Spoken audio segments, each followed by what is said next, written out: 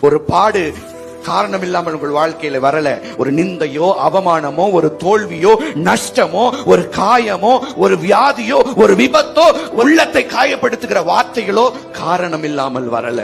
நீ உலகத்தில் இருக்கிற மனிதர்களுக்கு காரணம் இல்லாமல் பல காரியங்கள் நடக்கலாம். ஆனா கர்த்தருடைய ரட்சிப்பை பெற்ற, விலையேற பெற்ற ரட்சிப்பையும் மீட்பையும் பெற்ற, அபிஷேகத்தை பெற்ற, கர்த்தரை நேசிக்கிற பிள்ளைகளுடைய வாழ்க்கையில எப்படிப்பட்ட வனாந்தரமானாலும் அது காரணம் இல்லாமல் வருவதில்லை. அது ஒரு காலத்தில் வரும். அந்த காலம் ஒரு காரணத்தோடு வரும். அந்த காரணம் தான் உங்கள் வாழ்க்கையில கர்த்தர் வைத்திருக்கிற மகிமை. அந்த காரணம் தான் கர்த்தர் உங்க வாழ்க்கையில வைத்திருக்கிற உன்னதமான திட்டங்கள். நமக்கு தான் தெரியாது ஏன் இந்த வனாந்தரம், ஏன் இந்த பள்ளத்தாக்கு, ஏன் இப்படி என் பிராண சிநேகிதன் இன்னைக்கு எனக்கு எதிரியா மாறிட்டா, இவன் ஏன் இப்படி பண்றான், அவன் ஏன் அப்படி பேசுறான், இந்த வியாதி ஏன் வந்தது, இந்த விபத்து ஏன் வந்தது, நமக்கு தெரியாது. ஆனா கர்த்தருக்கு தெரியும். அதிலே அவர் ஒரு மகிமையான திட்டத்தை வைத்திருக்கிறார். ஆனால் அதற்கு நடுவில் நீங்கள் ஒன்றை புரிந்து கொள்ளுங்கள். கர்த்தர் தான் அனுமதிக்கிறார், கர்த்தர் தான் ஒப்பு கொடுக்கிறார். ஆனாலும் அனுமதித்த தேவன், ஒப்பு கொடுத்த தேவன் நம்மோடு இருக்கிறார். அல்லேலூயா.